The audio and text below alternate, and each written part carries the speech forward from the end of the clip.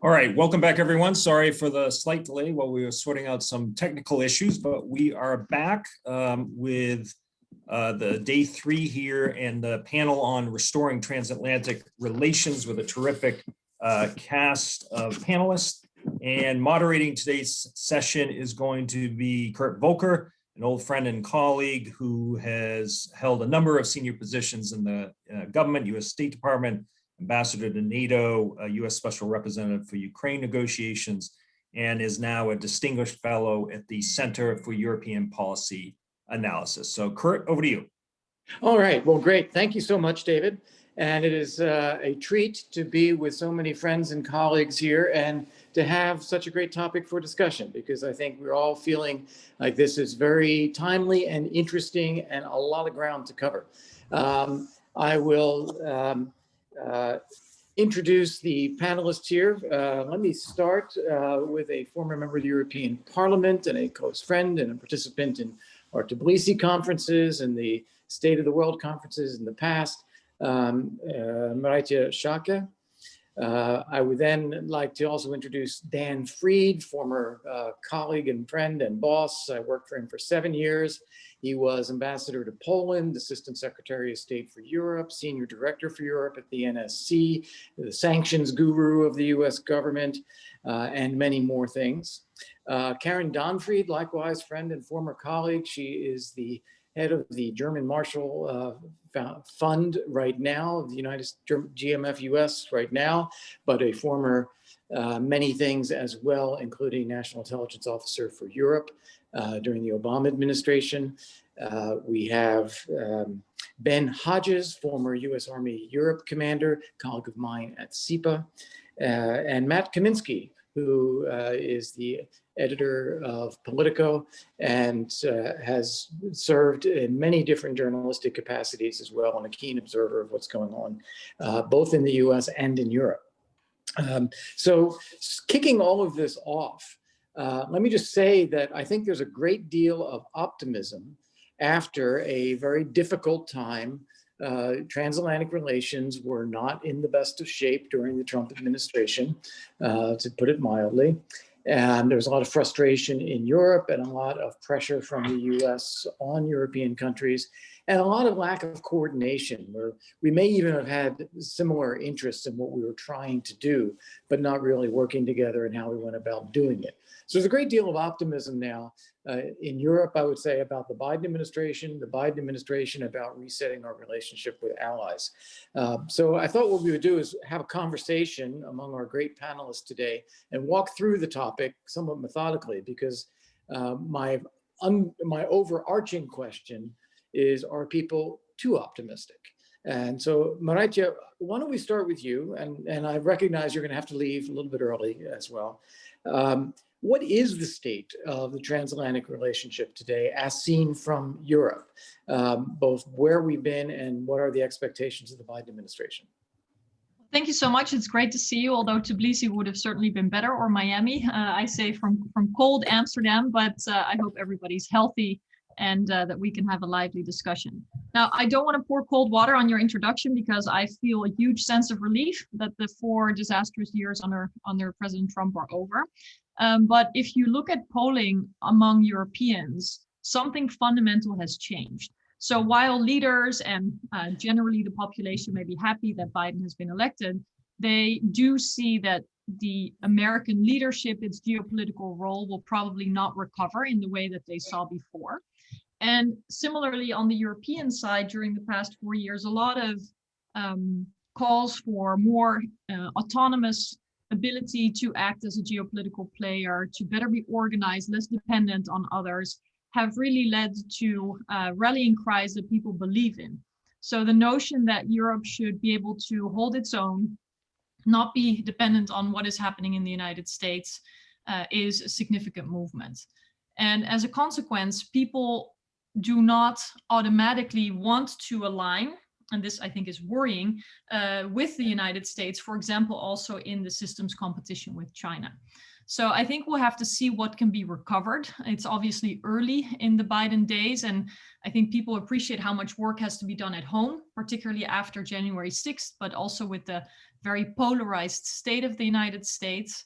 And that, you know, those who want to encourage a stronger transatlantic relation have long wish lists of things that they would like to do. I've personally focused on tech governance very much, where I think the EU and the US should be the drivers of a democratic global coalition to govern technology. But I think there's also sufficient realism to see that there will not be room for revolutionary change, even if people might be craving that in many ways. I'll leave it there. Can I follow up with you on one thing that you said, though? Because you said something fundamental has changed in Europe. And it's not just the anger with the Trump administration, but Europe, you know, looking off in new directions. Is that really the case beyond the elites? When you look at the publics in Europe, aren't they a little bit actually more like the US, both in terms of divisions and in terms of the way they're looking at the world, than maybe the elites in Europe are?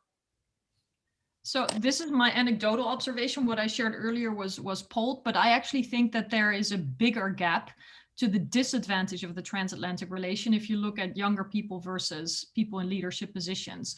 Because the baby boom generation, which is still relatively powerful in Europe, has such a strong anchor in the realization that Americans with the Allied forces liberated the continent, that is basically an unshakable position. Even if people, you know, went to the streets like my parents did to demonstrate against the Vietnam War, were disgusted about the invasion of Iraq and, you know, the pretexts, you know, that there was a lot of political damage from the war in Afghanistan, also in European countries. I mean, the list of challenges is long, but the foundational belief is strong among baby boomers, not at all among younger generations. I think that they will be much more pragmatic. I think still, I mean, to a large extent, some of the very serious events that are happening in the United States, like, you know, believing in QAnon conspiracies, to mention one, is leading to disbelief. People, I think, are just, you know, in shock of how quickly a serious country could sort of be overtaken by these lies, and how hate speech can lead to damaging action in the streets. And, you know, maybe the good and the bad news at the same time is to what extent people follow the United States. Everything is broadcast here. You know, the worst and the best, but people are very much aware of the fragility of the United States, I would say, and probably less aware of many of the developments in Asia. And I don't say that that's a good thing, but it leads to perhaps a sort of abstract notion of being in the middle of two big geopolitical players, and also not really wanting to make a choice. Fascinating. Let's turn to you, Karen, because I think what we just heard from Marijtje is this is a pretty tall order for the Biden administration. Now, we all have lots of friends and former colleagues who are joining the Biden administration. Tony Blinken, of course, as Secretary of State, Jake Sullivan as National Security Advisor, Victoria Nuland as the Undersecretary for Political Affairs, and we've heard Amanda Sloat also at the National Security Council. So these are people who are pretty experienced, very knowledgeable, very focused, and very capable. But this is a pretty tall order to realign the US and Europe with the Europe that Marijtje just described. So what do you see as the state of play, and how the Biden administration may be looking at this? Well, thanks so much, Kurt, and what a treat to be on this panel with the others. And I just want to give a shout out also to David Kramer. This is the first State of the World conference organized during the pandemic. And what an amazing festival ideas FIU is putting out for all of us to benefit from. So Kurt, to your question about essentially how does the Biden administration see the relationship with Europe and how do they seek to manage it, let me just make 2 points. The first point is that there's a lot that seems familiar in the Biden administration's approach. And part of that has to do with the past 4 years of President Trump. So when Donald Trump came to the White House, he brought a very untraditional view of Europe. He didn't see alliances as something enduring. He saw them as transactional. He described Europe as a foe, worse than China, only smaller. We know all of the things that happened in those 4 years. And so Maricha was talking about the sense of relief, at least among governments, about the inauguration of Joe Biden. Because with Joe Biden, you see a president who believes American leadership in the world matters, and that if American leadership is missing, bad things happen.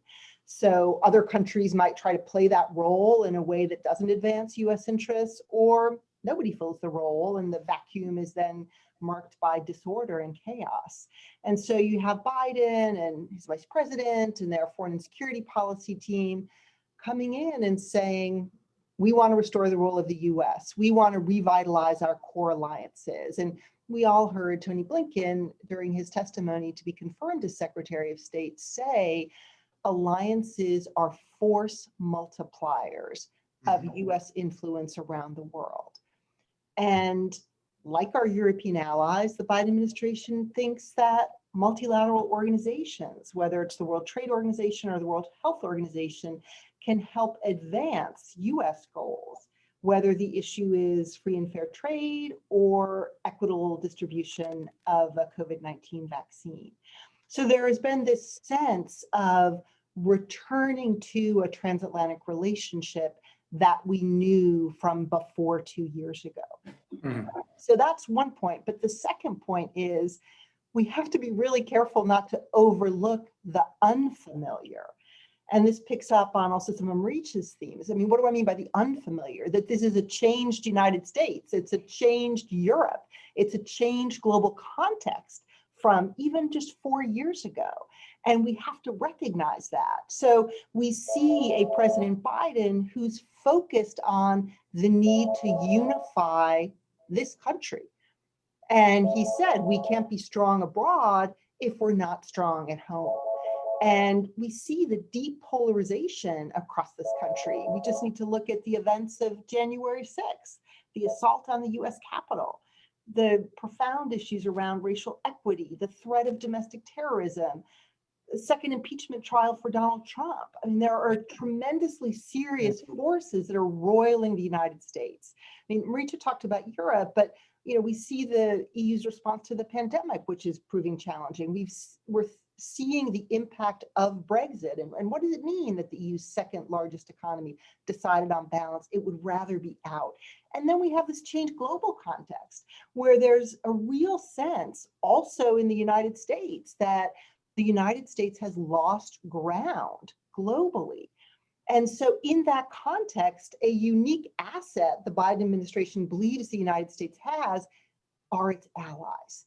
And those allies are what can help give the US a leg up in that global competition. So on the one hand, there's this tremendous opportunity for transatlantic cooperation across all of the issues. I mean, Risha mentioned technology, but fighting the pandemic and China and Russia and economic growth. But on the other hand, there is uncertainty. And you have European allies saying, well, we're not sure we can trust the United States because Trump may be gone, but Trumpism is there, and who knows what will happen in 2024. And then you have Americans saying, well, we'd like to work with Europeans on this shared agenda, but it can't just be about the US re-entering the Paris Climate Accord or saying it's ready to think about re-entering the JCPOA if Iran returns to compliance. The Americans also want their European allies to bring a strategic mindset to the table, bring concrete ideas to the table, and bring capabilities to the table.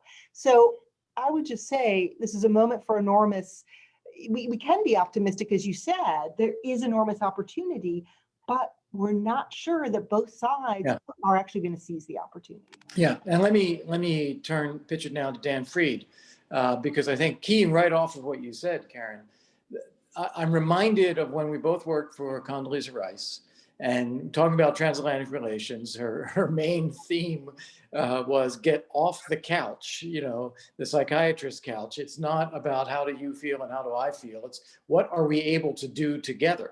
So just as you're saying, at a strategic level, we may even want to work with Europe, but want Europe to do more. Europe may want to be more strategically independent. Maybe they bring ideas to the table. But at a certain point, the rubber hits the road. What issue are we actually talking about here? Take China, which, as you mentioned, do we really see China, the threats and risks from China the same way? Can we work together to deal with concerns about China, like 5G? Or what about Russia, where everything happening with Russia, from election interference to Navalny to their continued war in Ukraine and occupation of Georgia and so forth. Do we have actually the substantive agreement? So Dan, when you look at the rubber hitting the road, what do you predict? First, overshadowing everything is my observation that the good old days were never all that good. Every decade since the 1940s has been characterized by lots of conferences and panels just like this talking about the latest crisis in US-European relations. It just, for a historical perspective, the challenges we face are going to drive us to come to common ground, and I think we can. We're not going to agree completely, but we can agree close enough. The bargain on China will have to be something like the US doesn't attempt what's unrealistic anyway, which is a full decoupling from China. And the EU steps up and insists that China accustom itself to the rules that exist rather than making its own rules, something like that. And then the United States and Europe work together to use the relative high ground they have in combination to set a regulatory environment. And this is where Mariacha's point comes in. Tech governance, absolutely.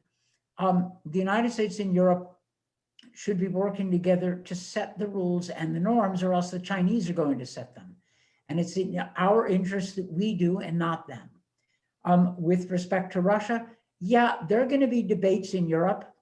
I mean, all of this agony about how to respond to Navalny is indicative of that, but opinion in Europe has moved a long way. And in my opinion, in the right direction. There is a consensus waiting to be shaped. The United States is not going to be able to walk in with a bunch of policies and get the Europeans to sign up to them. We're going to have to shape our policies in the disaggregate level based on what the Europeans tell us. We will have to listen. That's not the end of the world. That's not the end of the world. I mean, we shaped our Russia sanctions policy in collaboration with the Europeans. It wasn't such a bad thing. It didn't water it down. It made it actually better because it was more sustainable. So I think that I'm a relative optimist because I start from a low baseline of expectation. And because I sense that there is political will on both sides of the Atlantic after a near-death experience. You know, you want to see what the United States is like that really turns its back on Europe? Well, you know, Donald Trump was channeling the dark side of American strategic thinking that's been around for a very long time. And I don't think the Europeans liked it. Moreover, our divisions in the United States are mirrored in most European countries. Okay? You know, the number of Germans, you know, there's a whole QAnon movement in Germany. Yeah. The good news is we're part of the same civilization after all. The bad news is we know that because we have the same pathologies. So we Americans have to learn to work with Europe, a kind of George H.W. Bush partners in leadership thing. And then the Europeans are going to have to step up. Mm-hmm. No, the Germans, you know, I don't know whether they say it to you, Karen and Kurt, but they say it to me when they think nobody's listening. We're not ready. And my answer has been, nobody's ever ready. Yeah. You just have to do it. I mean, we need a strong Europe. We need an America that's working with a stronger Europe. And that theory of the case, and Biden and Tony Blinken are just the people to advance it. That theory can take us a long way. Yeah. Yeah, that's great, Dan. And I'm going to take your optimism and do what Maraija did then, is say, no, wait a second, that yes, part of the same civilization, yes, same pathologies, yes, mirrored political views and divisions in countries. But I do think on some of these issues, we really see, and I would say especially with Germany, because you raised Germany, they don't share a common perspective of the risks and threats from China or Russia. Germany is still plowing ahead with Nord Stream 2, reversing progress in Europe's energy independence or lower dependence from what we've seen. They are going ahead with Chinese 5G. The Swedes are not, the British are not, but the Germans are. Europe, therefore, is both divided and maybe it has some very different assessments on here. I'll give you a chance to react to that, and then maybe I'd like to turn to Ben and say, what does he see as the risks to this relationship and the transatlantic community as we try to figure out, can we work together? But Dan, just comment on it. Well, there's a range of opinion in Germany. And that's what you have embassies for, to work with people in the host country, work with the Germans and come up with a coalition of people with whom you can work in the aggregate and around whom you share enough that you can get things done. You're never going to get all of the Germans to agree about the problem of Russia. But is there a way to mitigate the strategic risks of Nord Stream 2? Maybe. But that's, if you're trying to get something done in Washington, you don't deal with it as a whole. You find out who your friends are and build a coalition with them and make it work. Congress, people in the administration, that's how you do it with the EU. That's how you got to do it in each country. It takes a lot of work. It isn't that Biden makes a speech and everybody, breaks down in tears of relief and we have common policies. You have to work those things. Yeah. Issue by issue, and it's hard. But if you're starting with a backdrop of political will and the right American attitude of both leadership and recognition of our own manifest flaws on display, I think you can get more done. Again, Kurt and Karen, Karen, when you were in government, and Kurt, we got paid to try to fix things, not to analyze the reasons they couldn't get fixed. So that's why, that's my flaw. I'm trying to look for the fix here, and I think there is one. Yeah, I totally agree with you on that. I totally agree with you. It is definitely not enough to study the problem. It's the job of the diplomats and the political leaders to fix the problems. But Ben, what's going to come out in left field and hit us while we're doing that? So thanks for Dave Kramer allowing me to be a part of this. I think there are three potential failures that we have to guard against. Number one is failure to act in coordination with allies. Now that's different from what has traditionally been, you guys need to get in line, this is what we're going to do. Particularly if you're dealing with a country like Germany, where after 4 years, the last 4 years, they expect what the Germans would call Augenhöhe, eye-to-eye level respect. And so I think that we can't assume that now that this team is back in office, that everybody's just going to get in line, even though here in Frankfurt, where I live, I could hear the sigh of relief all the way from Berlin after the election. So, but this was not unique to President Trump. Even during the Obama administration, there were some big decisions that were being made about Afghanistan, and our allies were being informed after the fact. So there was not actual consultation on some really big important things. And I think that this is a tendency that needs to be reversed if we really are serious about working with allies. Secondly, and by the way, I think it's very important.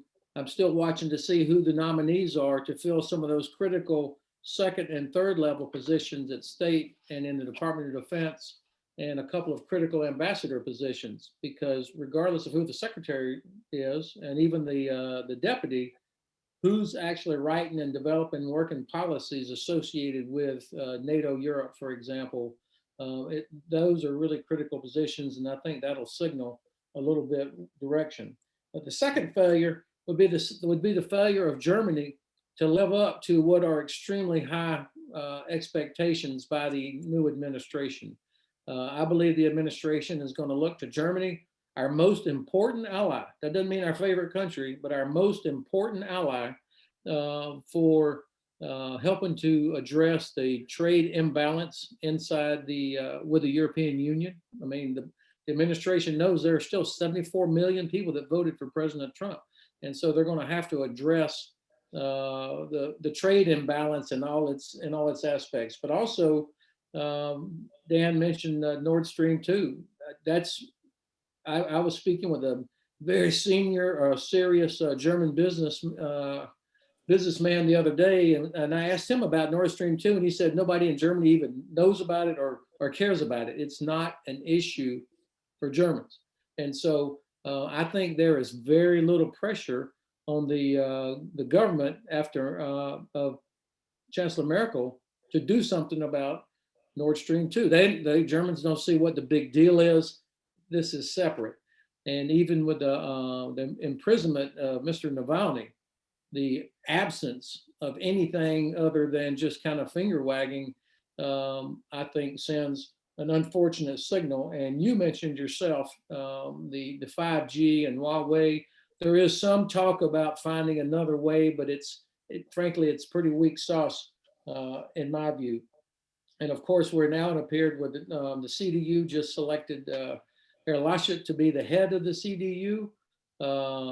I am certain that there will be a CDU-CSU Green coalition come September. That would be the most likely thing.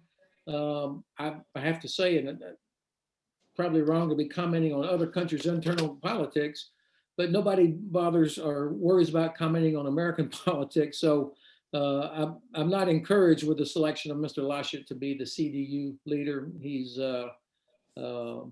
I think that moves in the wrong direction. So you could see a Bavarian chancellor for the first time ever, I think. And then finally, the third failure would be the failure of the administration to be clear-eyed and firm in dealing with the Kremlin.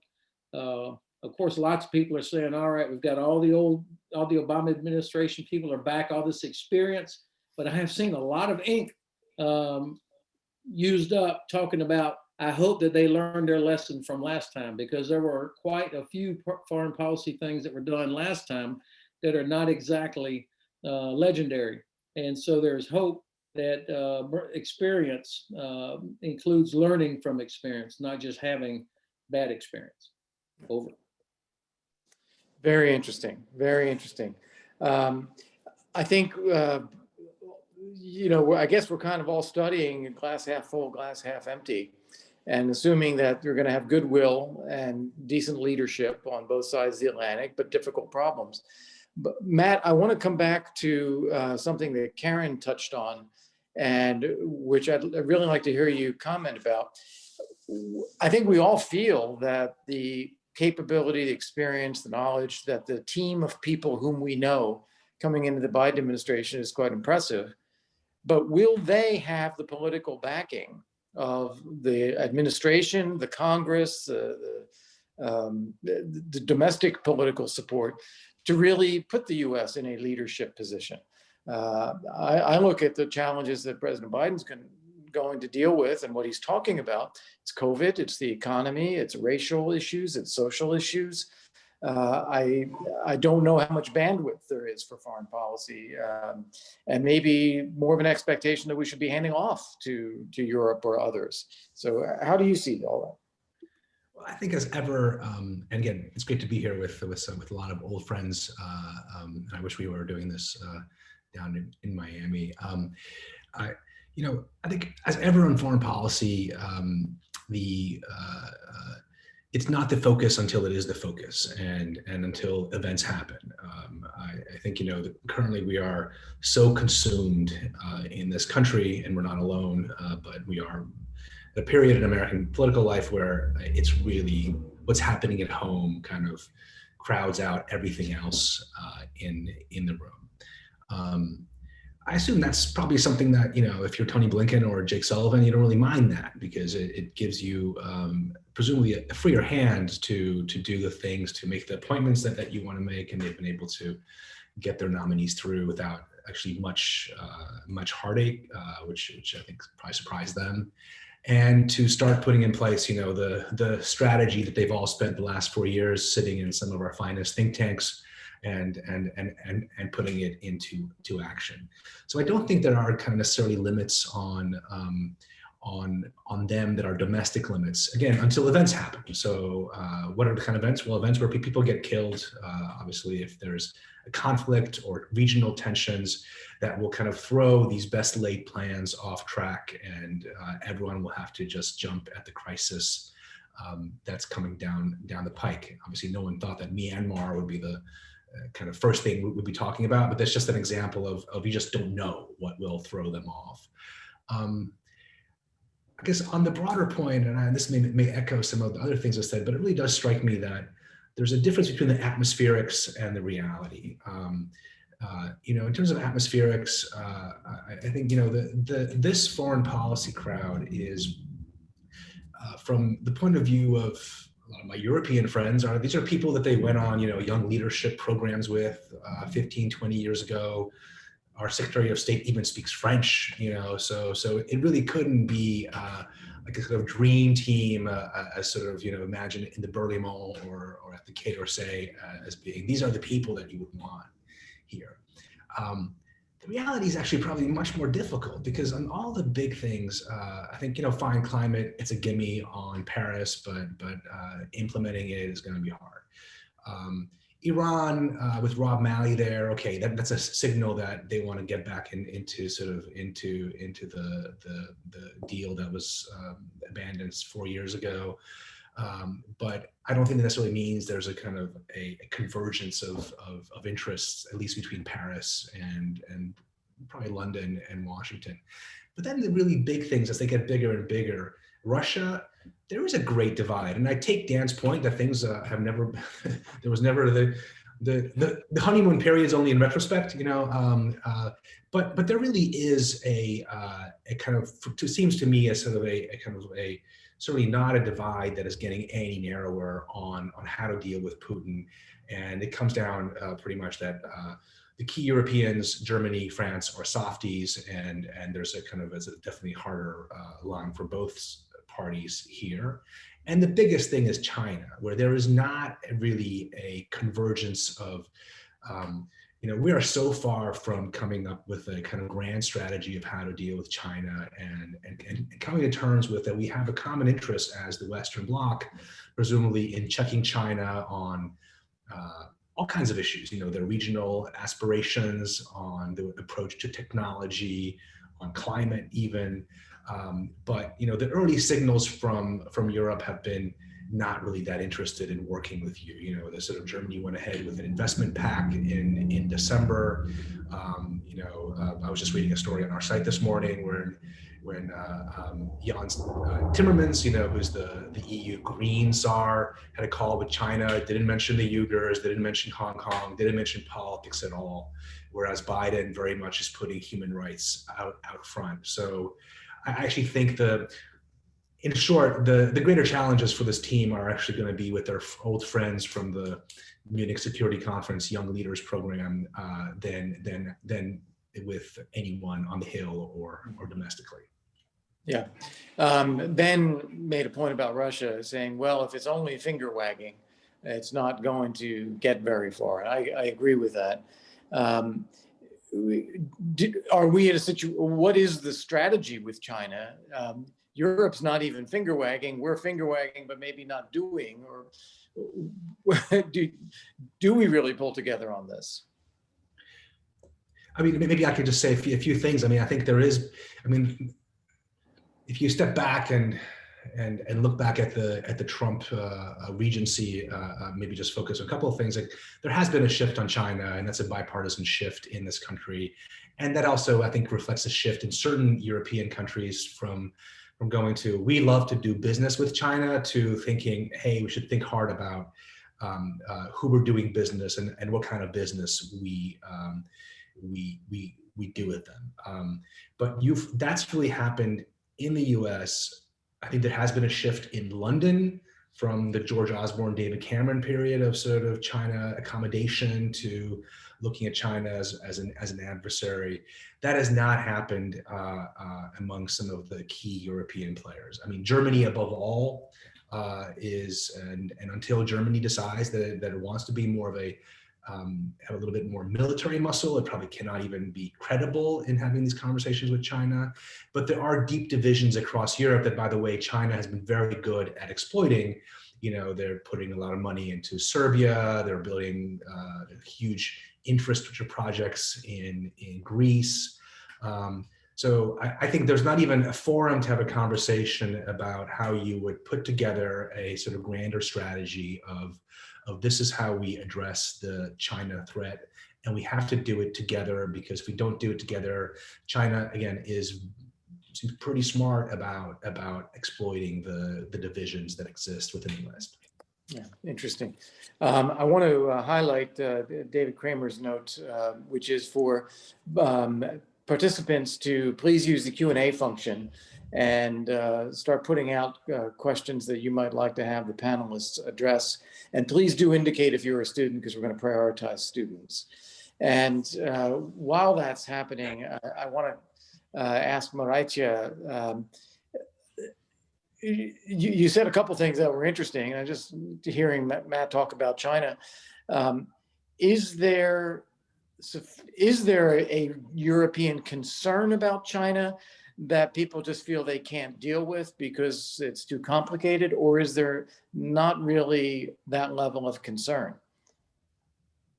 I think the level of concern is definitely less than in the United States. I mean, it was often mentioned as one of the few uniting issues between Democrats and Republicans during the Trump administration, the concern for China and the need to step up on all fronts, you know, the systems competition, but also human rights. I'm glad it was mentioned. And I think in Europe, because it's a mixed picture, it's not as forceful. So the fragmentation in Europe is really problematic, where, as Matt mentioned, there have been some key infrastructural investments on the tail of the economic crisis that have left a number of EU member states quite vulnerable for cheap capital with conditions. And then it took a while to catch up on the foreign direct investments, the takeovers of strategic technology companies, which, you know, was not sort of connected in terms of what was happening in one country and another. And I think that there are also those, particularly in Germany, but also elsewhere, who are, I would say, overly pragmatic. So they simply think, you know, the market in China is huge. It's a growing market. There are dependencies when it comes to supply chains and technology. There is also opportunities to work together on climate change, for example. This is something that I think is truly seen very pragmatically by many European leaders. And so the idea that there can be some kind of picking and choosing between some good points and then kind of leave the tougher parts, notably the human rights violations, to the side, is probably the dominant view. And I think we should not underestimate not only the political fragmentation, but also the gap between political leaders and economic leaders. And I frankly think, and I would love to hear views from Americans, that it's not dissimilar to America. You know, what I found when I was a member of European Parliament on the Trade Committee and I went to China is that we were encouraged to share a whole bunch of grievances on behalf of the private sector. And of course we did, because there's a lot of legitimate concerns about, you know, having these Communist Party cells in companies, having mergers that are, or joint ventures that are required to even operate, a lot of arbitrary checks and fines and inspections that are basically meant to punish. Well, the list goes on and on. But when we would address these issues with Chinese leaders, they would simply say, oh, we would welcome the business leaders to let us know directly. Our door is open. And they said this with a smile because they knew it would never happen. And the problem is, we see this over and over again, you know, members of parliament saying, do something about the systematic human rights abuses of the Uyghur population. And then the king or the prime minister goes on a trade mission with all the CEOs and proudly signs contracts. I mean, this is something that needs to come together. And I think it's a global problem, but it's very clear, and also an explanation of this pragmatic approach to China from the European side. Yeah, and I'd say it appears that that is much more the case in Europe than the US. As Matt and others said, there's been more of a bipartisan consensus on toughening our approach to China in this country. I want to ask Dan about Russia, because Ben said one of the potential failures is to not learn the lessons of the last time with Russia. And I would say it's not just the last time, it's the last several times. You can go back to President George W. Bush looking into Putin's eyes and saying he saw his soul, or the reset policy, or Trump, you know, saying, can't we just get along? Do you see, and let's take, you know, the 5-year extension of START as an example, a desire for the Biden administration to try to get along with Russia again and make an effort, only to play into Putin's hands of using that to pocket what he wants and still cause trouble elsewhere? So how do you see that playing out? That's one set of mistakes I don't think they're going to make. I think they're off to a good start on Russia policy, and here's why. They extended New START, and then in the phone call between Biden and Putin, the White House immediately explained that we also are raising a whole bunch of serious problems. There was no sentimentality. There was no long period of friendship, none of that. In fact, it was the toughest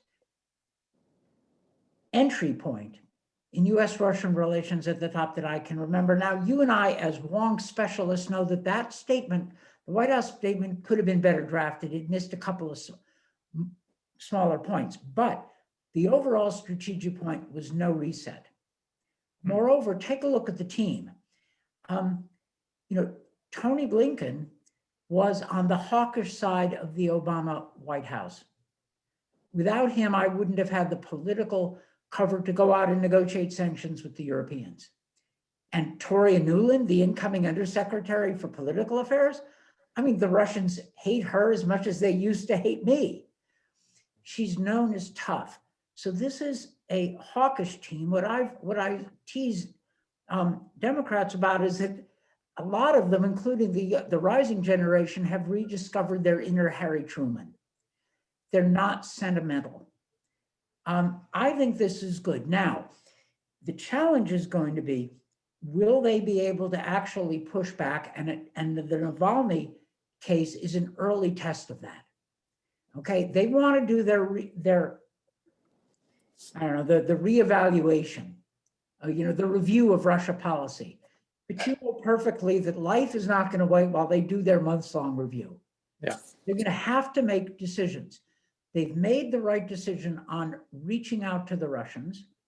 And in principle, they said they'll push back. Now they need to act on in response to Navalny. And by the way, Europeans sanctioned a bunch of senior Russian officials for the Kremlin attempt to murder Navalny.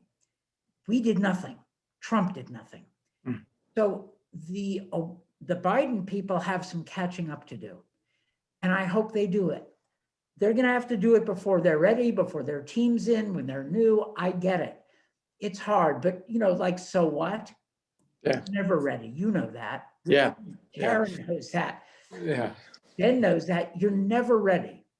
So I give them high marks for initially framing up relations in the right way. Biden himself has a long and good track record on Russia policy. I mean, dating back to the 90s. They're going to have to act. And it's never going to be easy. And they're just getting organized. But so far, so good, I think. Yeah, I'm always puzzled when I hear people say we need to do a review of Russia policy, just because I wonder, what are we going to learn that we don't already know about both? But Yeah, I mean, I want y'all know the review should properly consist of taking the principles that they all have in their heads, right? Push back against Putin's aggression, stabilize the relationship, cooperate where you can. That's a thin basket, but it exists, and invest in a better future with a better Russia that exchanges support for democracy movement, all that stuff. Those are going to be the baskets of any administration's foreign policy. Our friend Fiona Hill under Trump could have come up with the same policy too if she had a chance, which she didn't. yeah, They're going to have to put the details of policy options into those different baskets and decide what it means. But you're right, Kurt, you're right. They don't need a big back to basic principles review. They know the score. Yeah. And they're going to be forced into taking action. You know, that'll be the tricky part. yeah. So far, we've seen the statements and good statements, as you say. What did you make of the Kremlin statement about the Biden phone call? Defensive. I mean, worried, lack of confidence. That's what I read into it. Yeah. The one thing that struck me about it was the assertion that there are problems in the world that the US and Russia together have a joint responsibility to deal with. Yeah. And They love that stuff. They love disposing of others with us. That's their dream. exactly. And that's what I meant by defensive and lack of confidence. Yeah. Like, on what planet do they think they're going to dispose of the world with the United States? You know, if they want to help fix problems, start fixing problems. Don't start murdering your political opponent, invading your neighbors, and all the rest of it. Right. That's my fundamental point. It's time for Russia to adjust its policies rather than for the US and the West to try to adjust again. There's a question in the Q&A, Navina Trykov, and I'm not going to read it word for word, but what it gets at is the complicating factor of Brexit. And I want to go to Maritja because I know you have to leave soon. How does Brexit affect the EU in foreign policy and its dealing with the US? And then we'll come, I'd suggest maybe to Karen to give an American answer to that. Well, clearly the UK is a big geopolitical actor, member of the UN Security Council, used to be, one of the pillars within Europe on which the transatlantic relation rested, the special relationship. And I think it's been remarkable how clear Joe Biden has been that he does not want to sort of play Boris Johnson's game. So I think that the bigger interest for the US will lie with Brussels, though, of course, the UK remains a significant partner for the EU, for the US, but, some petty games are being played at the moment. You may have seen that the UK, like Trump, under Johnson, wanted to downgrade the EU ambassador, for example. I mean, it's these kind of things that really don't help in setting the tone of, working together geopolitically, because I think by and large, the interests and the stakes and the ability to address problems really means that there has to be cooperation. I think a lot of the questions will have to be answered in London. They wanted to fare their own course, go their own direction from the EU. And I think in the EU, there's kind of a sense of, let's get this over with. Let's organize better between ourselves, including when it comes to strategic and defense cooperation. And I can only say that I hope it works. I mean, it will be a huge task. It should not be underestimated, but I think it is necessary for a variety of reasons. And for Americans that have been concerned, I truly think that better EU cooperation will make Europe a better partner and not a competitor. So I hope it will be perceived as such, because at times it was I think, perceived as a sort of anti-American agenda, and I don't think it should be seen that way. And Karen? I think that the Biden administration will be focused on trying to ensure that the UK is not isolated. And I don't want to put too much stock into what order one calls which foreign leaders, but I think we already saw it in the outreach to European leaders by President Biden. And we can debate the merits of Brexit and not, but it's a reality now. And there clearly are downsides for the UK, big downsides. There are also downsides for the EU. I think the Biden administration is going to be focused on keeping the UK part of the conversation. So if there's a US-EU dialogue, what role is there for the UK in that? Obviously, the UK remains a member of NATO, so it's necessarily in those security discussions. I think that'll be one focus. I think the other focus is it's often easy to just look at the downsides for the UK of leaving the EU. But I think we also should look at the state of the European Union today. And ironically, over the past week, we've seen Boris Johnson gain a bit because of the dispute within the EU about how vaccines are being distributed. And the European Union taking charge of vaccine distribution was to prevent what happened when the pandemic started, which was this nationalism within the EU in terms of personal protective equipment. No, we want to keep this for our country and we're going to put in place export borders. So the view was all of the member states needed to give Brussels the ability to control vaccines and vaccine distribution. And we've seen the very real problems that have been discovered as they try to roll out this vaccine distribution plan. So we also see at this moment a shaking of solidarity within the EU. And I think that's also something that will be important for the Biden administration to pay attention to. Very interesting. Thank you. All right, there's another question in the Q&A. Again, I'll rephrase a little bit here. It's by Besiki Gutataladze. And she's asking about Georgia, Ukraine, Moldova, NATO membership. And what I would like to put on this, I'd like to give it an EU as well as a NATO spin. These are members of the Eastern Partnership of the EU. There are three other members of the Eastern Partnership, Armenia, Azerbaijan, and Belarus. And as of the deployment of Russian peacekeepers to Nagorno-Karabakh, Russia now, after the EU launched the Eastern Partnership, 10 plus years ago, Russia now has troops on the territory of every single Eastern partner country, which if I was a EU person, I would feel somewhat offended by. But I want to ask Ben first on the NATO side, how does he see the relationship, particularly make it about Georgia, Ukraine, and Moldova, and especially Georgia, given the questioner, to NATO, and what is achievable in the Biden administration? And then I'd love to hear either Maraitia, if she can stay with us, or if not, someone to comment on the EU prospects for these countries too. So I know, okay, Maraicha's leaving. Well, she's gone. Okay, so first of all, Georgia should be in NATO already. It should have happened several years ago.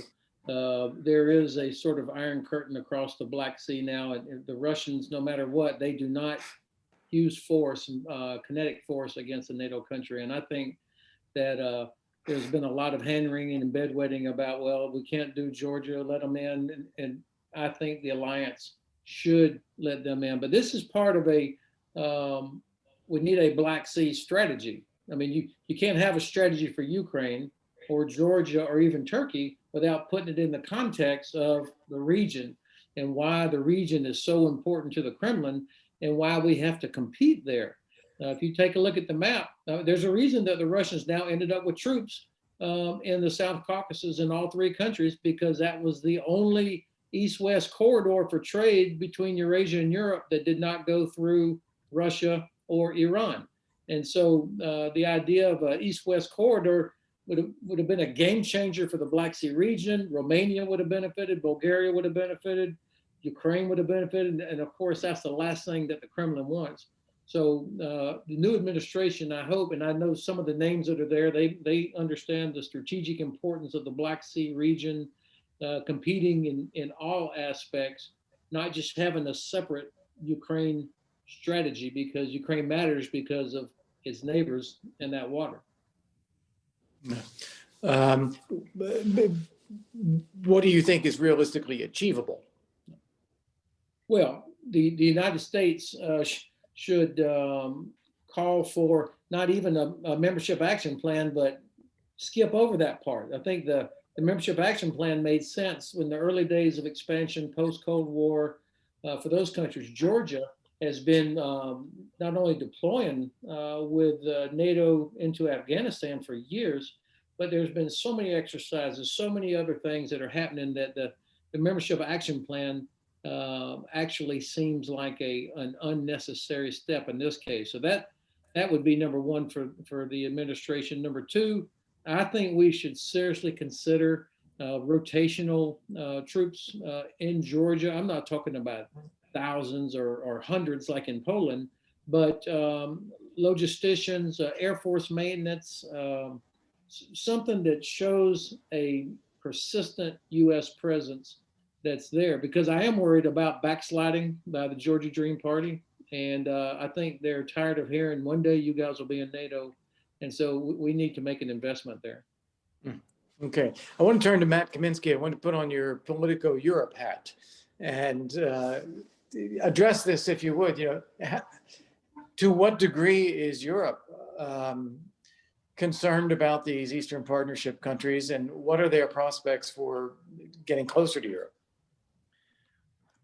I think Europe is always struck me in Brussels as one of the most international cities in the world, and at the same time one of the most parochial in terms of its perspective, even more than Washington. And I think Europe has been consumed by its internal problems for well over a decade now. And until there is a resolution to some kind, it began with the Greek crisis, went through Brexit, now is around COVID response and the rise of sort of Euroscepticism in other countries. Europe lacks the confidence, much less the political will, to really think ambitiously about expansion. The 1990s were a unique period in Europe. It was a time when Europe felt pretty good about itself, and Tony Blair was paradoxically the British Prime Minister, was one of the kind of key voices that pushed through expansion. But the other forgotten, I think, element that of the dynamic, which I think probably would have to work here, is that ultimately the Europeans followed the U.S. into these countries. NATO went first, and that was a U.S. push, and then Europe felt comfortable following into those Visegrad countries and into the Baltics. And I don't see, obviously NATO is not going to go to Ukraine as long as you have Russian troops, although the original sin here was Bucharest 2007, when we basically gave Putin the veto right over NATO expansion into his near abroad. So you would, and one of the last ironies there is that probably there is no more pro-European, as Kurt, you know better than anyone here, there's probably no more pro-European sort of population anywhere in the European continent than in Ukraine and probably Georgia. So I would be probably more bullish on the Europeans really summoning the clarity of thought and the courage to move in. But actually, I would throw it back to you, Kurt, since you do know more about Georgia for various reasons, and obviously you know a great deal about Ukraine. What do you think? Well, a couple things. Let's start with Georgia. They botched their election last fall. And I put the blame on both the government and the opposition, in the sense that they had a plan of how they were going to do the election. They carried out the election. The results were largely consistent with what the polling data was suggesting. But then they got into a deep hole over disputes about whether there was fraudulent activity, improprieties in the conduct of the election. And the opposition taking this to such a degree that they refused to take their seats in parliament that they won. And the government being so offended at this, starting up the government and sort of moving ahead without the opposition. And now you have a continuing crisis in Georgia, political crisis, born out of the way the election has played out. And the first thing they need to do if they want to be taken seriously as a potential NATO member is to get some more maturity into the democracy. Both sides need to sit down and work out a plan for how they're going to investigate election irregularities, triage them, decide what's important, what's not important, come up with appropriate remedies, and move on, because this is a disaster for the country to have the standoff that they have right now. So that's kind of the number one thing on Georgia. The other is I would also be more proactive, putting out what Ben said, that there is no retaking occupied territories by force, and no expectation that if Georgia's a NATO member, that NATO would help Georgia take these territories back. This is all about peaceful reintegration. And in the meantime, Georgia ought to be able to move on. I don't see much proactive advocacy for that from the Georgians either. I know it's painful, but you're not going to get Western Europe to consider Georgia as a NATO member as long as there's any ambiguity about the possibility of being in confrontation with Russia. For Ukraine, and I should say, I agree with Ben too, there's no need for Georgia to do a map. They've done annual national plans for years and they've excelled, so that should be off the table. For Ukraine, I think they have a lot more work to do. They are nowhere near as ready in terms of the military reform, in terms of the fight against corruption, of decent governance in the country, economic reform. They just have a lot of work to do. So I think this is one where it's more, no one can do for the Ukrainians what they need to do for themselves. So we need a lot of cajoling and outreach and support and engagement from the EU and from the US and others, Canada, Britain. But the Ukrainians need to really make themselves a stronger, better country in order to be more attractive to the rest of Europe. By all rights, they should succeed at that because they are a massive country, huge population, great natural resources, human capital. They ought to be a powerhouse in Europe. And the reason they're not is their own choices and decision-making, corruption, botched politics, and so forth over a couple of decades. So those are kind of my thoughts on that. So thanks for the question, Matt. I'm going to take a look at the Q&A, and we have one more question that is aimed at you, Matt. So I'll go ahead and put it on the table here. It's concerning the Balkans. Do you think the US and Europe will prioritize the Balkans at all? Will they work together? And it's a place where there's active competition, where China and Russia both are trying to peel them away from Europe, if you will, and exercise on their own direct influence. Any prospect there? I mean, I'm afraid the answer is probably no. And we had an interesting episode at the tail end of the Trump presidency where someone named Rick Grinnell, who was the U.S. ambassador to Germany and then head of DNI and currently seems to be a very active person on Twitter, at least coming into my inbox with his own ambitions. He did actually prioritize. There was a push there to get the Serbs and the Kosovars to strike a deal. And that was kind of a blip that kind of proves the larger point, at least to me. And the reason why he was trying to get this deal was sort of in the spirit of how President Trump gets deals done. And one of the deals that they try to get done was kind of a sort of a lasting peace between Kosovo and Serbia. Because that didn't work out, I don't see really a reason that the Balkans would really rise to the prominence they probably deserve. You know, there's a period in the 1990s, a few years in the early aughts, where that was one of the biggest, most important stories and one of the biggest priorities, policy priorities for Europe. And it's fallen off. And unless someone disagrees with me, I'd love to hear a reason why it would come back, but I don't think so. And for the reasons we mentioned, I don't think you're going to see the EU seriously consider expansion into countries that they will see as difficult to digest. Yeah. Ben would like to say something there. Yeah, if I could, good analysis by Matt, but I think if you think of the Balkans as part of the greater Black Sea region, I mean, the Romanians and Bulgaria, they think about the Balkans behind them. That's part of the region, and that's why they're so concerned about, particularly Romania, concerned about the Russians, the Kremlin having influence in Belgrade, because that's their rear. Secondly, when you think of the Black Sea region, you have to think of the Danube River. And right now, the Danube River is usable only for our grandparents on river cruises because there's no economic pressure or incentive to develop it more. But if there was, if you had this nice big port of Anaklia in Georgia, and now you've got traffic going across the Black Sea, Constanza becomes important, then the Danube becomes important. Of course, the Serbs, Belgrade sits on it. So I think these are all connected, and I do hope that we will get there.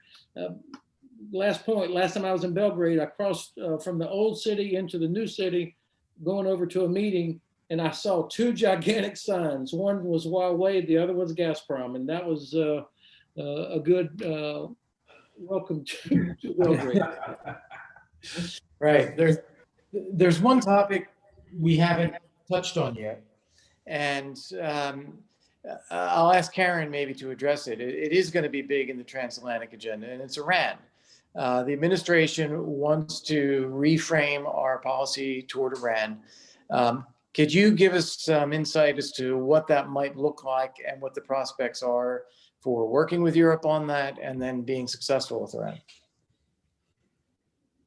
Thanks, Kurt. Certainly the Iran deal, the JCPOA, PAO, was something that during the Obama administration, both Americans and Europeans saw as a positive outcome of the US and Europe working together with other partners.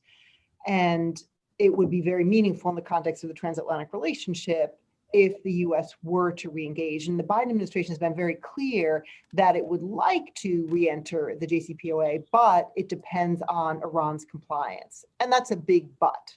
So, it matters what Iran does, but you have folks coming into the Biden administration who have deep background on this. Wendy Sherman is up to be the Deputy Secretary of State, and she was the lead US negotiator on the Iran deal. And obviously Tony Blinken was very involved. Lots of folks with strong foreign policy chops in the Biden administration know the ins and outs of that deal extremely well. So again, there's an opportunity there, but this is certainly an opportunity that does not just rest in the hands of Americans and Europeans.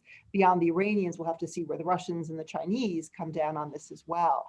But I think it's going to be a fascinating case study of what the opportunities are over these next few years. And, maybe just to say a point about the earlier conversation about Georgia, Ukraine, and other countries, I think the other hesitation you're seeing in the European Union today about enlargement has to do with democratic backsliding happening in the European Union today. And when you have certain member states that are not perhaps living up to the values that European Union members set for themselves, and of course this is an issue in the NATO context as well, both organizations are trying to figure out how you deal with that. And we have to remember that not only the EU and NATO are values-based organizations, but the US relationship with Europe rests on values and a belief that we are best served if we live in strong liberal democracies. So I think the values challenge that is facing us internally as well as across the Atlantic is going to be a critical issue that the Biden administration is grappling with, as will be our European allies. Dan, do you have a comment on the Iran question? Sanctions guru? It's going to be harder to re-enter the JCPOA because of the complexity of the sanctions. The trouble is the sanctions were put on for many reasons, And the Trump people added a bunch of sanctions, or they imposed the same sanctions under different authorities to make it harder to remove the sanctions and come back into compliance. So it's not going to be easy. So it's, in the short run, it's a mess. In the medium term, if we can get past that mess and get back to some allied consensus on how to deal with it, with Iran, we may rediscover the biggest single asset we have in dealing with Iran, which is that an awful lot of Iranians, maybe not pro-American, but pro-Western, and they want something different. They're not the only constituency, but back, in the day, Kurt, you remember, and Karen, I bet you remember, all the European ambassadors to Tehran who would come through Washington and meet and sit down and talk about Iranian society. Like, what's wrong with us? That when there are millions of people, the educated people in the country want a better way for Iran, can't we figure out how to build that into our policy? Yeah, Anyway, that's so short term, it's a nightmare. What a mess. Yeah. Medium and longer, the further you go, the more hope there is, though the bad guys in Iran get a say. Yeah, that's a great point, Dan. And I'm going to close on that point because we're running out of time.